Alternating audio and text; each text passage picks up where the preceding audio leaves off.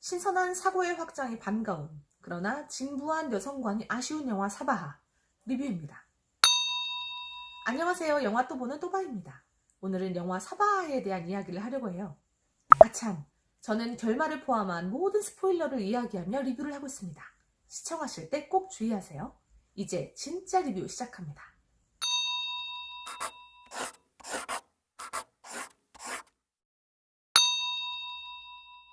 검은 사제들을 재미있게 보신 분들이라면 장재현 감독의 두 번째 영화인 사바하를 모두 기대하셨을 겁니다. 저 또한 그랬는데요. 결론적으로 말해 저는 데뷔작이었던 검은 사제들보다 사바하가 더 좋았습니다. 이 영화에 대한 워낙 많은 리뷰들이 생산되었기 때문에 오늘 저는 줄거리 요약이나 개괄적인 평, 그리고 세부적인 사항의 메타포 해석은 건너뛰고 베스트 포인트와 워스트 포인트 두 가지만 말씀드리는 형식으로 리뷰를 진행하도록 하겠습니다. 저는 이 영화가 식스센스나 유주얼 서스펙트 같은 정도는 아니지만 아주 놀라운 반전을 선사했다고 생각합니다. 게다가 그 반전의 종류가 그저 깜짝 놀라게 하는 뒤통수치기 식으로만 끝나는 것이 아니라 반전 그 자체로 깊은 깨달음을 주고 인식의 지평을 넓혀주는 역할을 한다는 것에서 놀랐어요. 제가 꼽는 이 영화의 최고의 장면은 바로 이 장면입니다.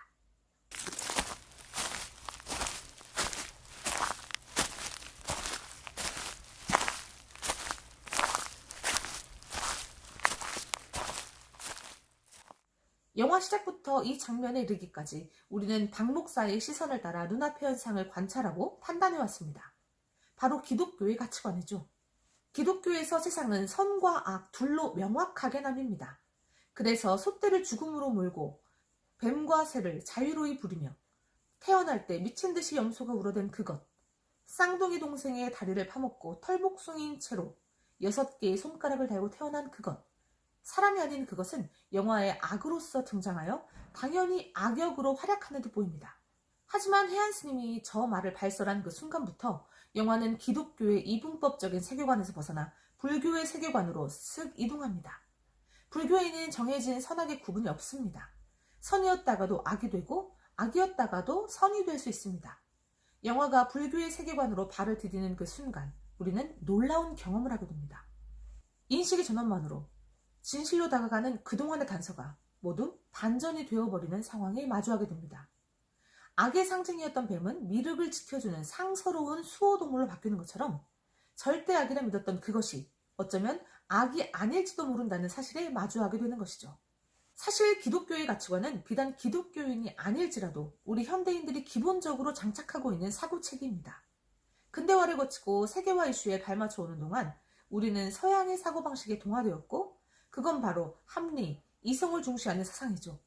사고의 수단이 전환되는 이 장면은 박 목사에게도 그리고 우리 관객에게도 머리를 띵하게 울리며 인식의 새 지평을 열어줍니다. 바로 이 지점이 저는 이 영화의 가장 놀라운 점이며 이 한 편의 영화로 우리는 인식의 틀을, 사고의 수단을 하나 더 갖게 되었습니다. 기독교적인 이분법에서 벗어나 모든 것은 연결되어 있고 그 사안에 따라 늘 대상의 성격이 달라진다는 것, 또한 인식의 전환만으로 현상의 의미가 달라질 수 있다는 것. 이것은 저에게 큰 깨달음이었습니다.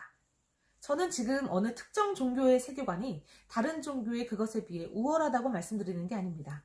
세상엔 다양한 세계관이 있고 그만큼 다양한 눈으로 세상을 보면 우리는 더욱 다각도로 현상을 관찰하고 판단의 근거로 삼을 수 있다는 말씀을 드리고 있는 것입니다. 자, 이제 가장 안 좋았던 점에 대해서 이야기를 해보겠습니다. 종교에 관해, 나아가 인식에 대해 확장된 세계관을 보여준 감독이 왜 이 부분에 대해선 이토록 퇴색한 사고법을 가지게 되었는지, 클리셰로 가득 차 있는지 의아했습니다. 바로 여성관입니다. 여성의 역할이 부수적이고 약하고 악한 존재로만 그려지고 있다는 사실은 그냥 조용히 넘어갈게요. 더 큰 문제가 따로 있으니까요.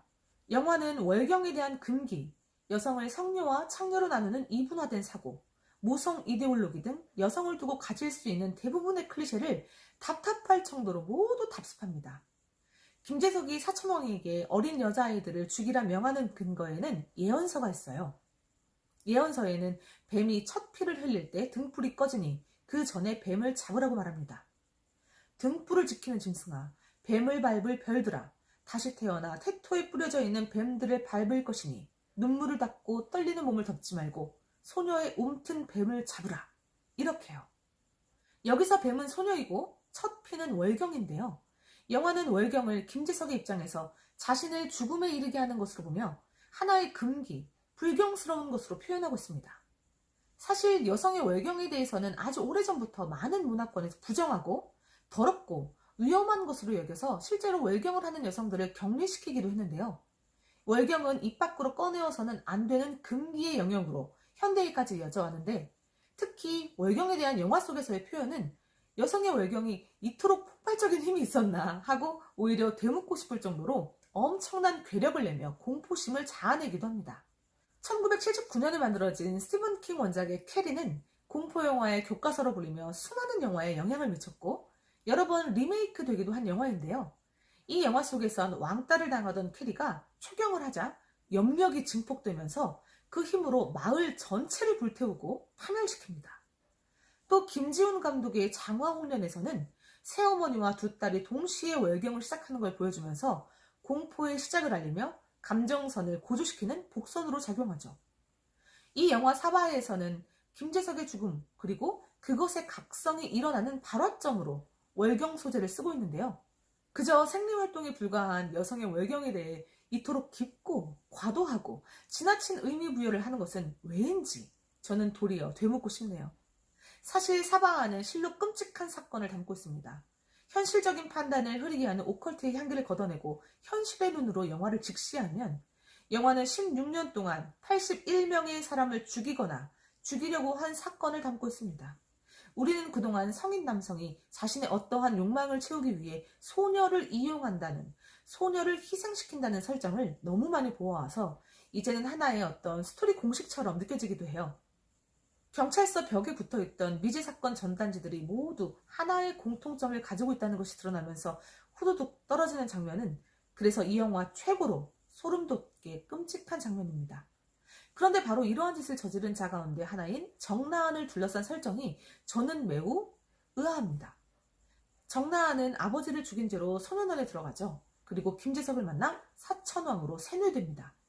무자비한 살인을 저지르면서도 개인적인 욕망이 없었기 때문에 세상을 구하는 정의로운 일을 한다고 믿었기 때문에 그는 코끼리의 눈을 두려워하지 않았죠.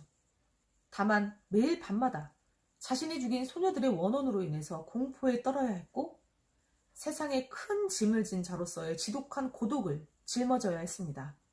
대업 외에 세상에 대한 미련이 하나도 없는, 그래서 텅 빈 껍데기 같은 정나은을 위로해주는 건 어머니의 자장가였습니다. 어머니. 정나은에게는 어머니가 구원자였어요. 굳이 정나은의 어머니를 창녀로 설정한 것은 정말 너무나 진부하니 넘어가겠습니다. 살인을 하고 돌아온 그를 어머니의 자장가는 따뜻하게 품어줍니다. 그리고 초경을 발화점으로 하여 존재의 각성을 하고 열애가 된 그것은 결정적인 순간에 정나은에게 어머니의 자장가를 들려주며 정나은을 자신의 편으로 서게 합니다. 여성은 모성이 되고 모성은 신성이 되는 모성 이데올로기 함정에 빠지고 되는 것이죠. 성녀와 창녀의 이분법이나 모성 신화나 모두 여성을 여성 개인이 아닌 대상으로 바라보는 진부한 여성관입니다. 영화는 사고의 확장을 이루어내면서 우리에게 깊은 깨달음을 주지만 여성에 관한 시선에서만큼은 이분법적인 사고와 편견에 사로잡혀 클리셰로 넘쳐나는 영화가 되어버려 너무나 아쉬웠습니다. 제가 영화에서 가장 안 좋은 점을 말씀드렸는데요. 그럼에도 불구하고 서두에서 밝혔던 것처럼 저는 영화 속에서 여성을 다루는 방식을 제외하고는 이 영화를 적극 추천하며 지지합니다. 신선한 영화적 재미, 깊이 있는 성찰을 주었으며 전작 검은 사제들에 이어 훨씬 진일보한 발전을 이루었거든요. 정재현 감독의 다음 작품을 아주 많이 기다리고 또 기대합니다. 여러분, 그럼 오늘 리뷰는 여기서 마치도록 하겠습니다. 다음엔 더욱더 재미있는 영화 리뷰로 돌아올게요. 깊이 있는 영화 리뷰는 저 또바와 같이 해주세요. 또 봐요.